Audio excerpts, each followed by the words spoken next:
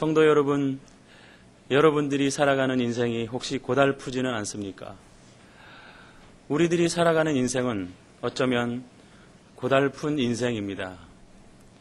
어른들이 흔히들 말하기를 인생은 고달프다라고 그렇게 말씀하십니다.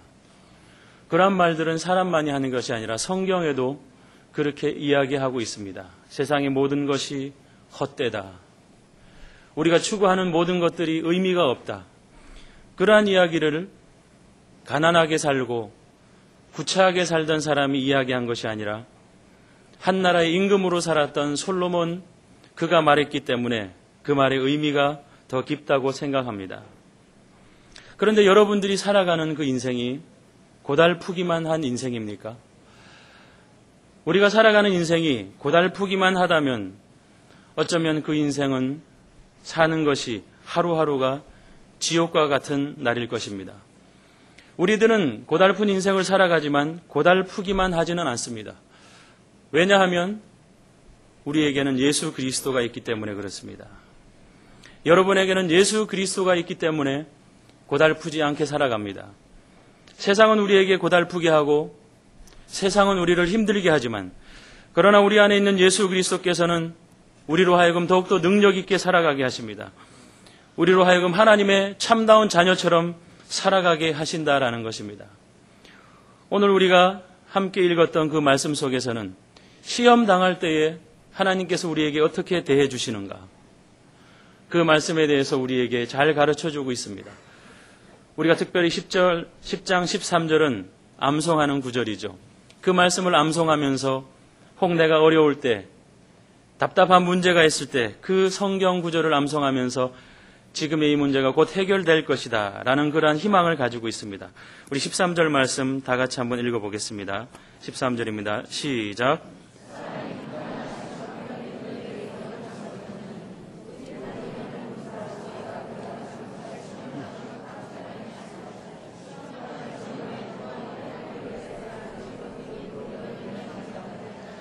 아멘.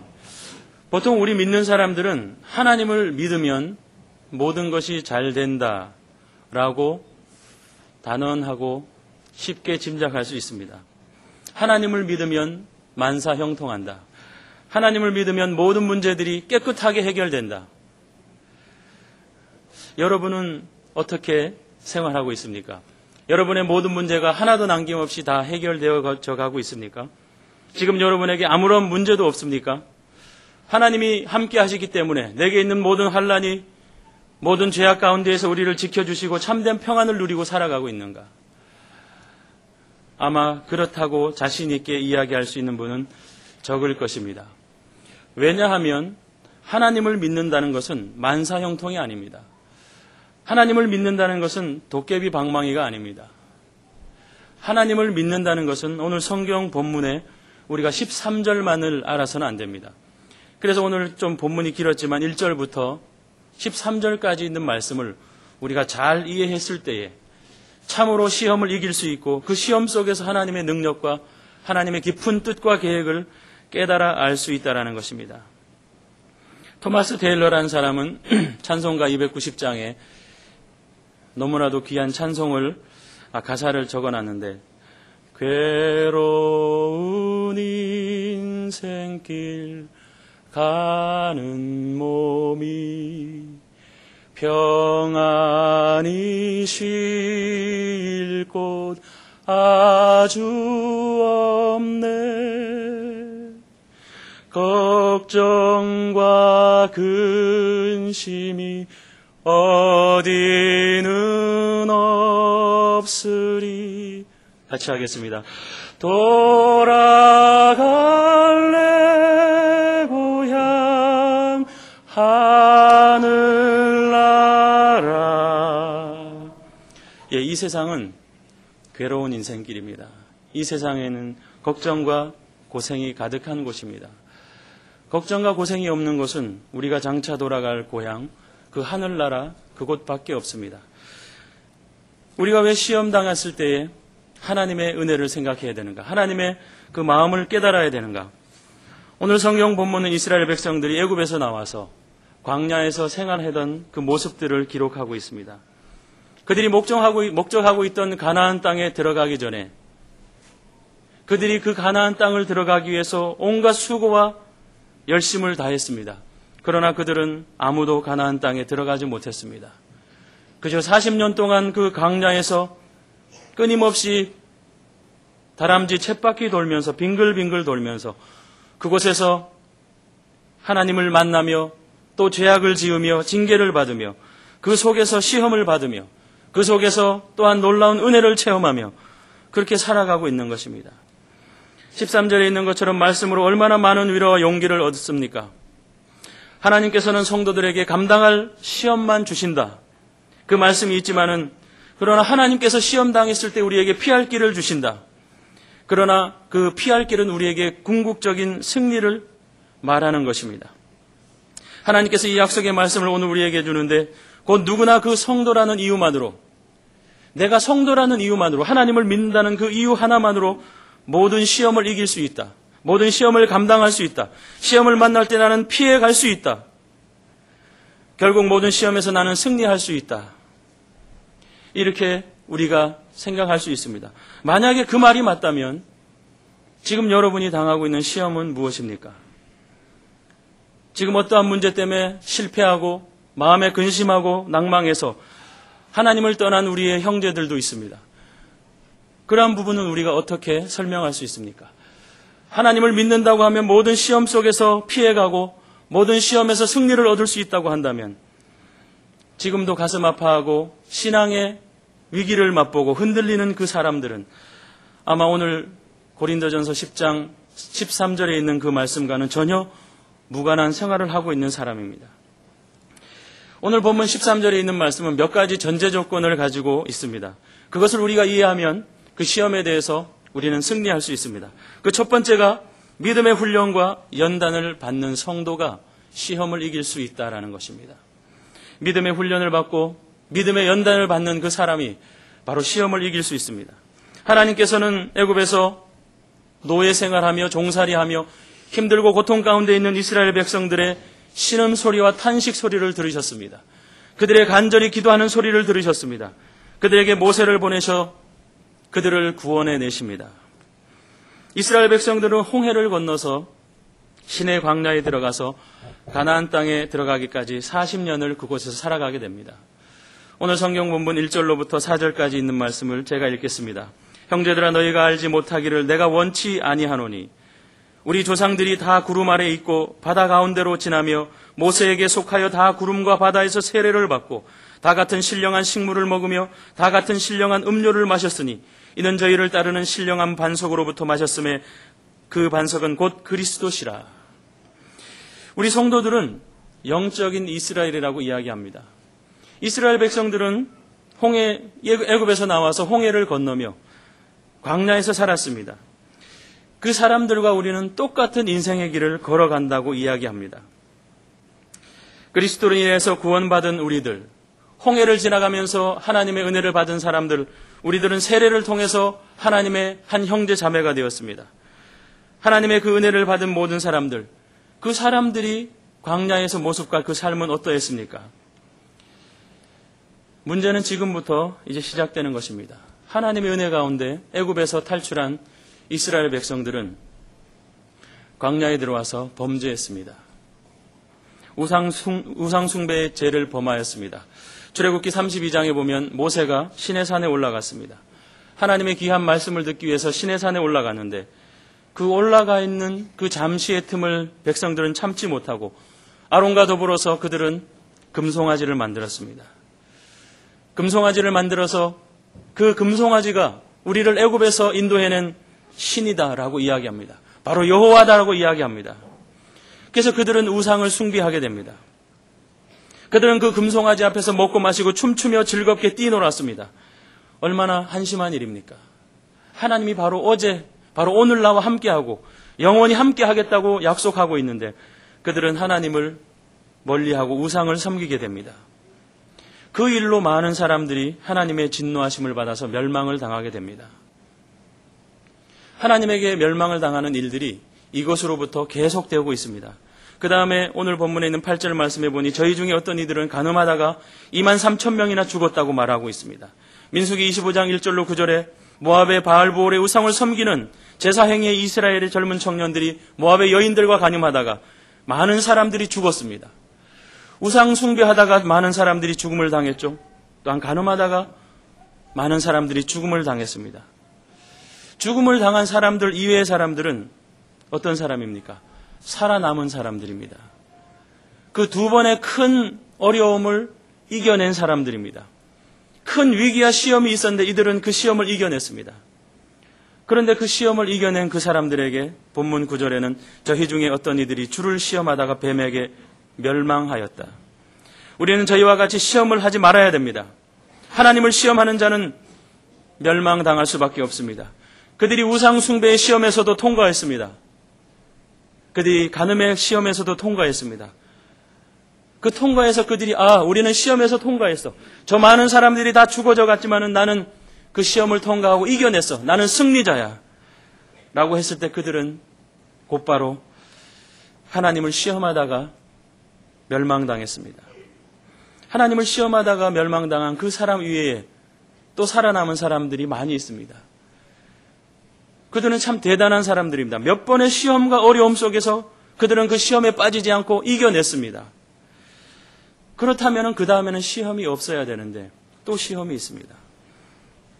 민수기 16장에 보면 고라의 반역이 나옵니다. 그 고라의 반역을 통해서 14,700명이라는 사람이 죽임을 당하게 됩니다. 하나님을 믿는 사람들이 살아가는 그 인생들 가운데서는, 그 인생의 여정 가운데서는 한 번의 시험이 와서 그것을 이기고 해결했다고 해서 그 다음에 시험이 없는 것이 절대로 아닙니다. 두 번의 시험을 이긴다고 해서 완전한 승리가 아닙니다. 우리에게 있는 시험은 끊임없이 다가오는 시험입니다. 여러분 바닷가에 가보셨죠? 파도가 우리를 향해서 달려옵니다. 그 파도가 한 번 큰 파도가 와서 우리에게 달려들다가 파도가 사그라지면 그 다음에 파도가 없습니까? 그 다음에 또 옵니다. 끊임없는 파도가 우리를 향하여 옵니다. 그 중에 조그만 파도도 있지요. 그 중에 몇 번 지나면 큰 파도가 우리에게 오기도 합니다. 몇 번 지나면 큰 파도가 오죠? 그 분명히 쉬어보신 분들이 있을 텐데 저도 가끔 쉬어봤거든요. 7번, 14번, 24번. 그때 좀 큰 것이 오더라고요. 하나님을 믿는 사람들이 이 세상을 살아갈 때 우리에게 잔잔한 시험이 오기도 합니다. 간단하게 이야기하면 주일 아침에 눈을 떴는데 좀 더 자고 싶어요. 오늘 아침에 좀 더 자고 싶었던 사람 있습니까? 그때에 그것을 이불을 박차고 나오는 사람은 그 시험을 이긴 사람입니다. 좀 더 자고 싶다 했을 때 좀 더 자면 그 시험을 이기지 못한 사람이죠. 그건 어쩌면 잔잔한 시험일 수 있어요. 왜냐하면 다음 주에는 또 나올 수 있으니까. 그러나 그 시험이 큰 시험이 우리에게 다가올 때도 있습니다. 내 믿음이 흔들릴 정도의 시험이 다가올 수도 있습니다. 내 목숨이 경각에 달릴 정도로 위태한 그런 시험이 있을 수 있습니다. 내가 한 번 시험을 이겼다고 해서 그 다음에 시험이 오지 않는 것이 절대로 아닙니다. 이스라엘 백성들은 그 광야에서 무려 40년 동안 있으면서 끊임없이 반복되는 이 시험을 통해서 출애굽한 그 모든 사람들이 다 죽었습니다. 이 말은 무엇입니까? 결국에는 그 시험을 통과한 사람이 아무도 없다라는 것이죠. 모두가 애굽에서 나올 때는 우리의 본향, 우리의 고향 가나안 땅을 향해서 가자. 젖과 꿀이 흐르는 그 가나안 땅에서 우리가 이 종살이 하던 이 모든 속박에서 벗어나서 여호와 하나님만을 믿고 섬기며 기뻐하며 찬양하며 행복하게 살자. 그러나 그들은 광야에서 몰살당했습니다. 어떤 때는 하나님을 원망하다가 많은 사람이 죽었죠. 어떤 때는 우상을 숭배하다가 죽었습니다. 모세에게 대적하다가 죽었습니다. 원망의 죄를 가졌을 때 그들은 죽었습니다. 곧 한 번의 시험을 통과한 사람들은 그 다음에 시험이 기다리고 있다라는 이 진리를 우리는 늘 생각할 수 있어야 됩니다. 이것이 너무나 중요합니다. 그 시험의 관문을 통과한 사람은 분명히 또 다른 시험이 기다리고 있습니다. 그러나 여러분 또 다른 시험이 있다고 해서 여러분 슬퍼하지 마십시오. 왜냐하면 또 다른 내게 오는 시험은 이전에 내가 받았던 시험보다 훨씬 더 단계가 높은 것입니다. 조금 센 시험입니다. 상대편이 나를 시험하고 나를 공격하고 유혹했을 때 내가 그것을 이겼을 때 상대가 우리를 호락호락하게 봤다가 상대가 만만치 않는데 내가 본 것보다 훨씬 더 믿음이 센데 그럼 더 거기에 걸맞는 시험을 준다라는 겁니다. 우리가 흔들릴 만한, 우리가 넘어질 만한 그런 시험을 우리에게 주는 것이죠. 여러분, 시험 당하는 것을 절대로 슬퍼하지 마십시오. 시험 안 당하는 것, 시험이 없다라는 것, 내게 아무런 문제가 없다라는 것, 그것이 어쩌면 더 위험한 일입니다. 왜냐하면 이미 그 연단과 훈련을 다 통해서 어떤 시험을 감당할 능력이 우리에게 생겨났습니다. 그러므로 더 큰 시험을 감당하기 위해서 평소에 믿음의 훈련을 받아야 됩니다. 믿음의 훈련이 없이는 우리가 그 시험을 이길 수 없습니다. 그 믿음의 훈련 가운데서는 기도하는 훈련이 필요합니다. 기도는 바로 능력입니다. 능력이 없이는 사단의 세력과 싸울 수 없습니다. 우리가 능력 없이 힘 없이 사단 앞에 서 있을 때는 사단이 입김만 불어도 우리는 날려갑니다. 그 믿음의 훈련 가운데서는 또한 말씀을 우리가 잘 알아야 됩니다. 말씀이 없이는 우리가 이리저리 우왕좌왕합니다. 갈피를 잡을 수 없습니다. 어떠한 것이 정확한 것인지 그 진리를 깨닫지 못하기 때문에 그렇습니다. 말씀이 우리 속에 살아있을 때에는 예수 그리스도께서 마귀의 시험을 말씀으로 물리치신 것처럼 우리 성도들도 그 말씀으로 그 모든 것들을 또한 물리칠 수 있다는 겁니다. 또한 믿음의 시련 가운데서는 우리가 예수 그리스도를 향하는 그 간절한 소망이 필요하다는 것입니다. 예수 그리스도를 향한 간절한 소망이 있을 때 예수 그리스도께서 우리를 위하여 말할 수 없는 탄식으로 간구하시며 내가 걸어갈 수 있는 힘도 없고 아무것도 말할 수 있는 능력도 없고 아는 것도 없을 때에 성령께서 우리에게 깨달음을 주시고 능력을 더하여 주시고 알게 해 주신다라는 것입니다. 오직 연단과 훈련만이 우리가 시험 당할 때에 그 시험이 빠지지 않고 넘어지지 않고 그 시험을 능히 이길 수 있고 감당할 수 있게 해 주신다라는 것을 여러분 잊지 마시기 바랍니다. 또한 우리에게 다가오는 그 시험을 통해서 우리는 교훈을 얻어야 됩니다. 우리에게 다가오는 시험을 통해서 교훈을 얻어야 된다. 우리 10장 6절 말씀을 한번 다 같이 읽어보겠습니다. 6절 말씀 읽겠습니다. 시작.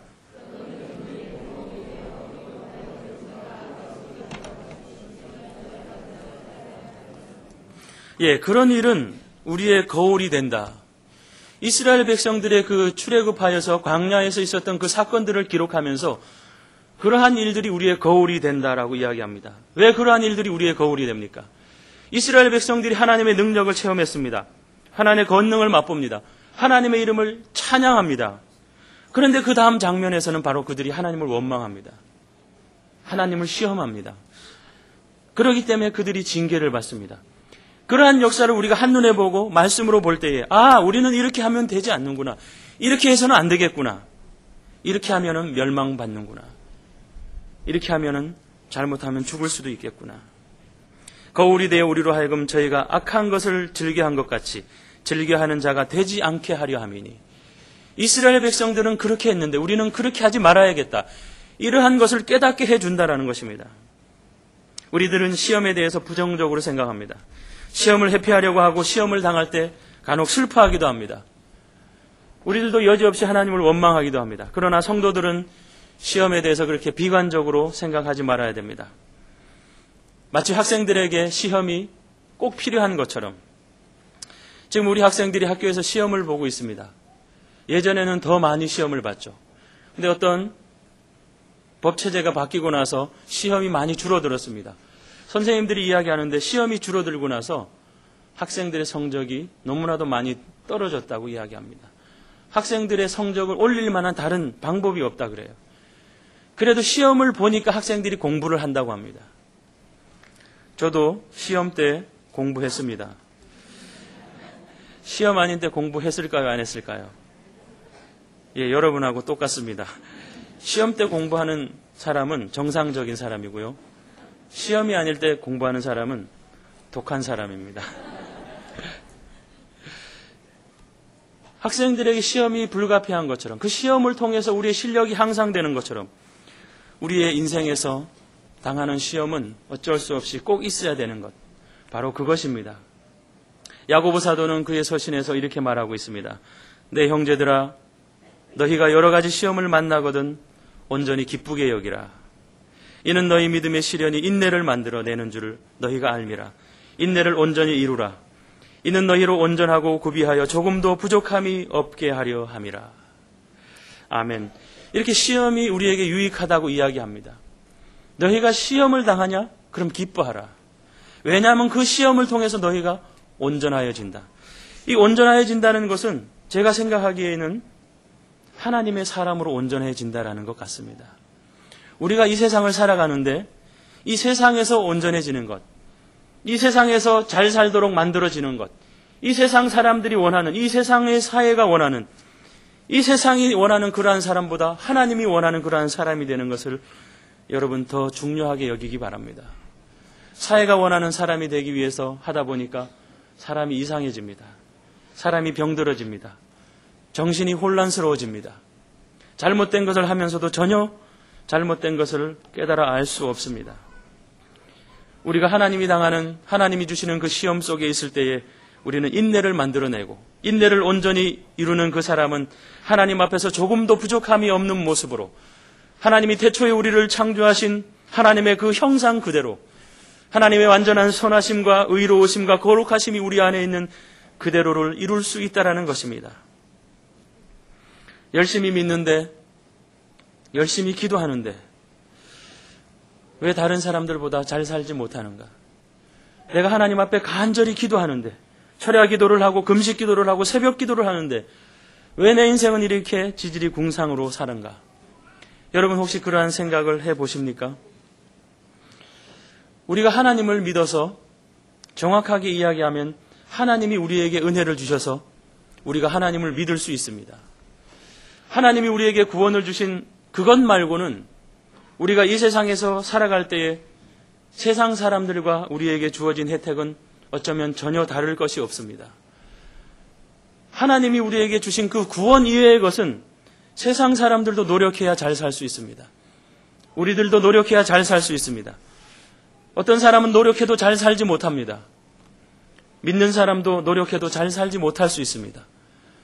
믿는 사람이 열심히 기도한다고 잘 살 수 있습니까? 잘 살고 못 사는 건 하나님의 뜻입니다. 우리들이 할 수 있는 것은요, 하나님의 뜻대로 사느냐, 하나님의 뜻대로 살지 않느냐, 바로 그것입니다. 하나님의 뜻이 여러분이 부자로 살기를 원한다. 그것은 어쩌면 정확하지 않습니다. 하나님의 뜻이 여러분들이 다른 사람에게 베풀기를 원하고, 다른 사람들을 섬기기를 원하고, 다른 사람들에게 예수님께서 나에게 해주신 것처럼 사랑과 섬김과 종의 역할을 하신 것처럼 그렇게 하기를 여러분이 결심하고 그러한 자세로 살아간다면 여러분들이 그렇게 할 수 있는 건강을 주실 것입니다. 그것을 할 수 있는 물질을 주실 것입니다. 그렇게 할 수 있는 사람을 만나게 해 주실 것입니다. 그러므로 모든 사람이 시험을 통해서 교훈을 얻으면 다음에 반복되는 사고와 반복되는 불행 속에서 그것을 미리 막을 수 있다는 것입니다. 그것을 타산지석으로 삼아서 내가 이제는 저렇게 살아서는 안 되겠구나. 이스라엘 백성들이 하나님의 그렇게 놀라운 능력과 은혜를 체험했음에도 불구하고 그 은혜를 망각해버리고 다시금 죄 속에서, 다시금 시험 속에서, 다시금 절망 속에서 살았는데 나는 그렇게 하지 말아야겠다. 나는 하나님과 더불어서 영원토록 기뻐하며 감사하며 혹 내게 어려움이 있을지라도 그 어려움 속에서 하나님이 내게 무엇을 가르쳐 주시기를 원하시는가? 그 시험 속에서 내가 어떠한 것을 깨닫기를 원하시는가? 하나님의 교훈을 온전히 깨달을 수 있는 여러분들이 되기를 바랍니다. 나는 이 어려움을 모면하면 다행이다. 시험을 통과했으니 이제는 괜찮겠지. 그러한 교만한 생각이 있었다면 교만을 버리십시오. 어떤 시험에 실패를 할지 모르는 것입니다. 그러므로 오늘 성경 본문 12절에는 선줄로 생각하는 자는 넘어질까 조심하라. 이 말씀이 믿는 사람들에게는 얼마나 크고 놀라운 은혜의 말씀인지 모릅니다. 선줄로 생각하는 자는 넘어질까 조심하라. 내가 서 있다 생각하는 그 자체가 위험한 생각입니다. 우리는 우리 스스로 설 수 없는 자입니다. 우리는요, 제대로 걸을 수도 없습니다. 감히 우리가 뛸 수 있습니까? 우리가 서 있을 수 있는 단 하나의 이유는 예수님께서 나와 함께 하시기 때문에 그렇습니다. 여러분이 지금 서 있습니까? 그럼 누구 때문에 서 있습니까? 예수님 때문에 서 있습니다. 예수님 때문에 서 있으면서 여러분이 스스로 서 있다라고 말할 수 있습니까? 그것은 잘못된 말입니다. 그 사람은 서 있지 않는 사람이거나 예수님을 전적으로 의지하지 않는 사람이 될 것입니다. 예수님을 의지하고 예수님의 힘과 능력으로 서 있는 사람은 예수님을 찬양합니다. 예수님께 감사합니다. 많은 사람들이 다 넘어지더라도 나만은 넘어지지 않는다. 나만은 예외일 것이다. 그런 불행은 나와 아무런 관계가 없을 것이다. 그러나 우리는 언제 넘어질지 아무도 모르는 연약한 자들입니다. 구약에 너무나도 위대한 선지자가 한 명 있습니다. 엘리야 선지자는 하나님의 큰 능력을 체험한 사람이었습니다. 우리가 잘 알고 있는 갈멜산 그 전투에서 엘리야 선지자는 그의 대적 거짓 선지자들과 싸워서 이겼습니다. 무려 850명과 싸워 이겼습니다. 아마 저 같았으면 850명과 싸울 생각도 못했을 것입니다. 싸웠으면 분명히 이겼겠죠. 왜냐하면 하나님이 은혜를 주셨을 테니까. 그런데 그 싸움의 자리에 아마 나가지도 못했을 것입니다. 왜냐하면 나의 대적은 85명도 아니고 850명인데 제가 좀 힘이 있습니다. 한 10명 정도는 혹 처리해도 나머지 840명은 어떻게 할 거예요? 와서 한 대씩만 때려도 저는 몸이 2배, 3배가 될 것이에요. 그런데 엘리야는 그것에 두려워하지 않고 그 싸움의 자리에 나갔어요. 자기가 홀로 있다는 그 외로움과 고독함과 두려움이 있었지만 오로지 하나님을 믿고 나갔습니다. 다윗은 조그만 어린 소년이었을 때 집채만한 골리앗을 상대로 하나님의 이름으로 나갔다라는 것입니다. 우리는 여호와 하나님의 그 이름을 믿는다면 그러한 담대한 믿음과 용기가 있어야 됩니다. 하나님을 믿는데 용기가 없다. 그건 하나님을 우리가 우습게 만드는 것입니다. 엘리야는 그렇게 바알과 아세라 선지자를 정말로 놀랍게 이겨낸 자였습니다. 그런데 그 다음 장면에서 엘리야는 로뎀나무 아래에서 엎드려서 하나님, 나를 죽여주십시오. 내가 사는 것이 너무나 힘이 듭니다. 엘리야는 그렇게 위대한 능력을 하나님의 은혜를 입고 위대한 일을 행했는데 금방 그렇게 연약한 모습을 보입니다. 이것이 바로 사람이라는 겁니다. 인간 자체가 이렇게 연약하게 되어 있습니다.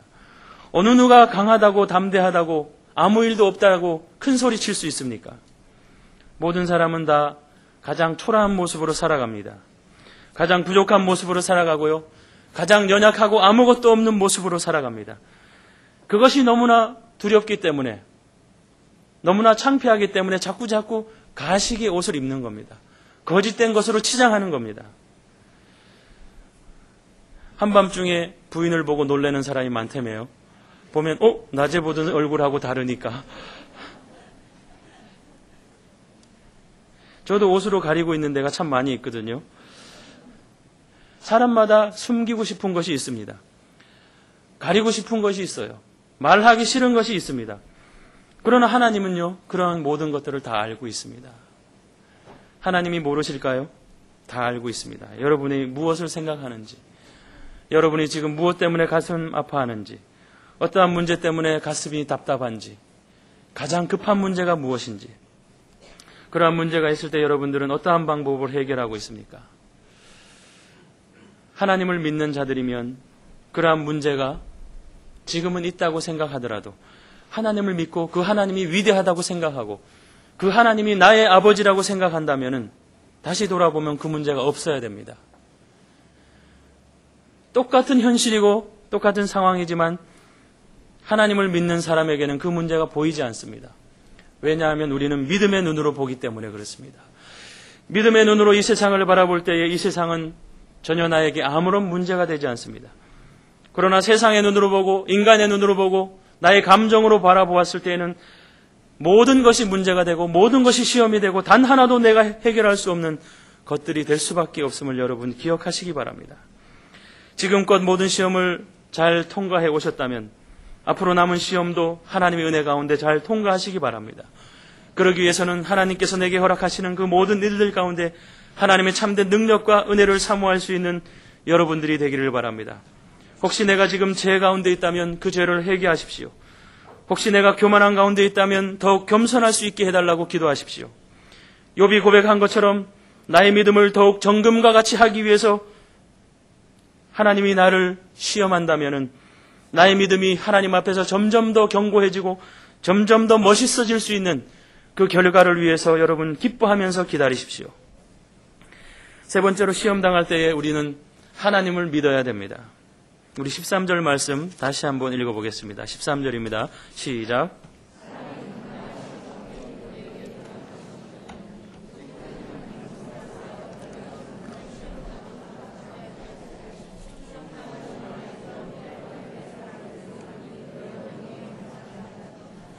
예, 오직 하나님은 미쁘사.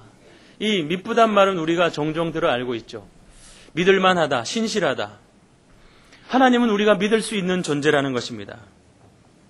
시험 당했을 때 우리가 하나님을 원망하는 것이 아니라 하나님을 더욱더 굳게 믿어야 됩니다. 여러분에게 있는 시험을 여러분이 이길 수 있습니까? 저는 제가 이길 수 있다면 하나님을 그렇게 의지하지 않을 것 같아요. 제가 노력해서 해결할 수 있다면 이렇게 죽어라고 하나님을 의지하지 않을 것 같습니다. 그런데 이것저것 다 해봐도 해결이 안 됩니다. 아동바동 해보니까 그 문제가 점점 더 깊어져 갑니다. 우리가 늪에 빠지면 가만히 있어야지 움직이면 움직일수록 어떻게 되죠? 점점 더 가라앉게 되죠. 우리에게 있는 문제는 바로 그것입니다. 우리에게 어떤 문제가 왔을 때에 바로 하나님을 찾으십시오.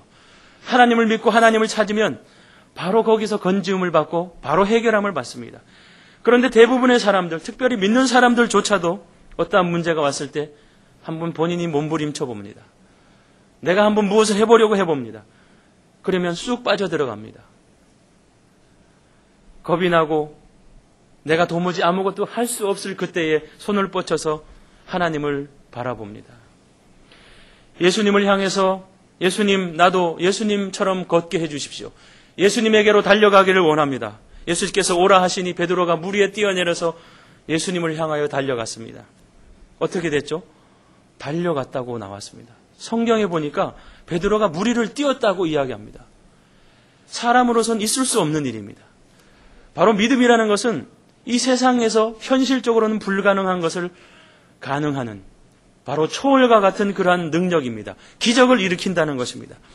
그런데 그 기적을 친히 일으키던 베드로가 바다를 바라보니까, 세상을 바라보니까, 시험을 바라고 문제를 바라보니까 어떻게 됐습니까? 바로 빠져들어갑니다. 예수를 바라보는 자는 기적을 일으킬 수 있는 자들입니다. 세상을 바라보는 자는 예수님이 앞에 있어도 전혀 기적과 거리가 먼 그러한 생활을 합니다. 성도 여러분, 여러분들은 기적을 일으키는 사람이 되기를 원합니까? 아니면 세상 사람들과 똑같은 세상 속에서 빠져서 이리저리 헤매이고 허덕이다가 막바지에서 간신히 하나님을 바라보고 탈출하는 그러한 사람이 되기를 원하십니까? 우리는 분명히 하나님을 믿어야 됩니다. 하나님의 선하심을 믿고 하나님을 의지해야 됩니다. 혹 우리가 잘못해서 징계를 당하는 시험이든지, 혹은 사탄이 우리를 유혹에 빠뜨리려는 시험이든지, 혹은 욥이 받았던 우리의 믿음을 연단시키기 위하여 주시는 시험이든지, 그 어떠한 시험의 유형이라도 우리는 하나님을 믿는 믿음이 있는 자들은 그 모든 시험에서 능히 이겨낼 수 있습니다. 그 모든 시험을 승리할 수 있습니다. 욥은 그 말할 수 없는 시험을 받으면서도 하나님의 선하심을 믿었습니다. 욥은 시험을 당하면서 범죄하지 않았습니다. 하나님을 원망하지 않았습니다. 그러한 욥에게 하나님은 갑절의 축복을 주시는 것입니다. 피할 길이라는 것은 시험을 회피하고 모면하는 것이 아닙니다. 피할 길이라는 것은 그저 길을 열어주는 것이 아니라 피할 길은 그 시험을 이겨내고 극복하면서 해결한다는 것입니다. 피할 길이라는 것은 시험에서 도망가는 것이 아닙니다. 피할 길이라는 것은 그 시험을 직면하고 그 시험을 직접 통과함으로써 새로운 능력과 새로운 길을 얻는다라는 것이 어쩌면 더 적합한 이야기일 것입니다.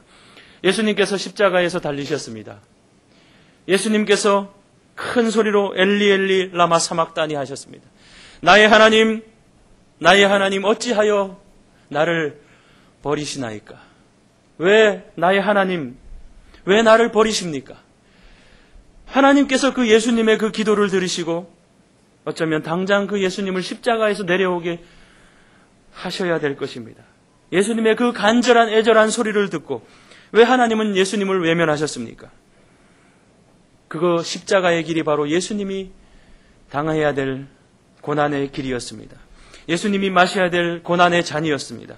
예수님이 통과해야 될 바로 시험이 바로 그 십자가의 길이었습니다. 하나님께서는 그 예수님을 십자가에서 내려오게 하지 않고 하나님께서는 예수님을 그 십자가에서 죽게 하셨습니다. 그러므로 말미암아 예수님은 다 이루었다. 내가 이 땅에 온 목적을 다 이루었다. 그 말씀을 하실 수 있게 되는 것입니다. 피할 길이라는 것은 바로 믿음의 길입니다. 용기의 길입니다. 피할 길은 바로 순종의 길입니다. 바로 여러분들도 하나님을 의지하고 하나님을 믿는 믿음으로 말미암아 이러한 놀라운 피할 길의 그 능력을 체험하고 그것을 실천할 수 있는 성도들이 되기를 간절히 소원합니다. 스데반 집사는 돌팔매질을 당할 때에 그 어려운 시험을 당했습니다. 바로 생명이 위기에 달려있는 그 위험을 당하고 있습니다. 그러나 스데반 집사는 죽으면서 하늘로 향하는 새로운 길을 열었습니다.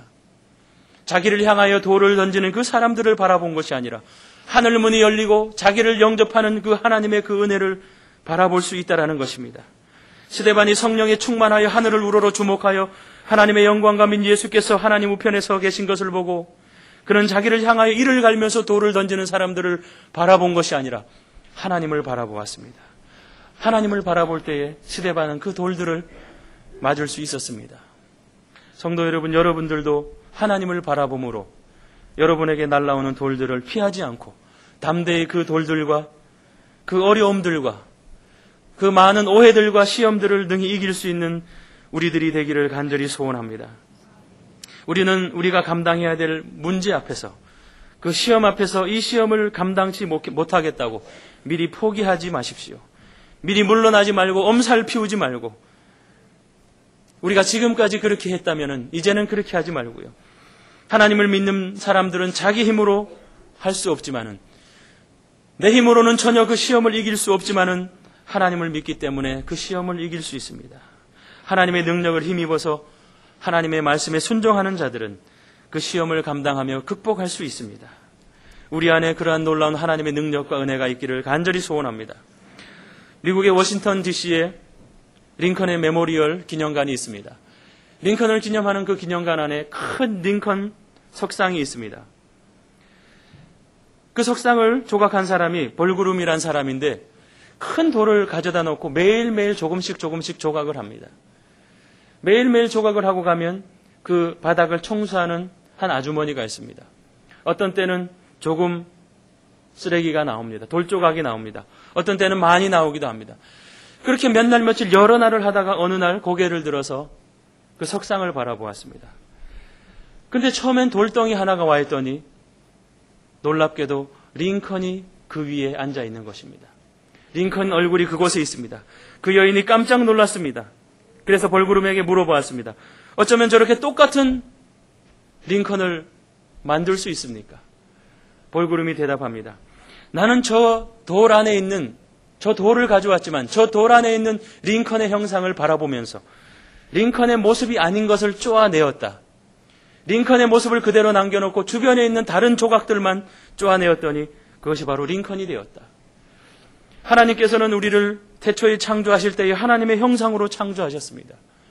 하나님의 형상이라는 것은 우리가 죄악에서 손상되지 않고 죄악으로 말미암아 때묻지 않고 온전한 하나님의 마음, 하나님을 기쁘시게 선하시게 하나님을 따라갈 수 있는 그러한 모습으로 만들어 놓은 그러한 하나님의 거룩한 의로운 모습, 하나님의 선하신 모습, 하나님의 향기나는 모습 그대로를 우리 안에 주셨는데 우리가 죄를 지음으로 말미암아 그것이 손상이 되었습니다. 우리에게 있는 하나님의 형상이 파괴되었습니다. 우리가 남아있는 여생을 살아가면서 우리가 꼭 해야 될 가장 중요한 일은 무엇인고 하니 우리 안에 손상된 하나님의 형상을 온전케 하는 것입니다. 우리 안에 파괴된 하나님의 형상을 다시 한번 완전히 만들어내는 것입니다. 우리의 잘못된 부분을 쳐서 복종시키는 것입니다. 우리가 경건에 이르기를 위하여 훈련하는 것입니다. 사도 바울이 고백한 것처럼 표대를 향하여 나의 달려갈 길을 달려가려 하면 나의 목숨도 귀중한 것으로 여기지 않겠다라는 그러한 과감한 결심과 그러한 용기를 가지고 하루하루를 살아갈 때에 언젠가는 우리 안에 하나님의 형상이 드러날 것입니다. 분명히 여러분들 안에 예수 그리스도의 향기가 드러날 것입니다. 그래서 우리가 서로를 보면서 놀라고 서로를 보면서 기뻐하고 서로를 보면서 칭찬할 수 있는 그러한 일들이 우리들 앞에 있을 것입니다. 그러한 날들이 속히 이르기를 간절히 소원합니다. 기도하겠습니다.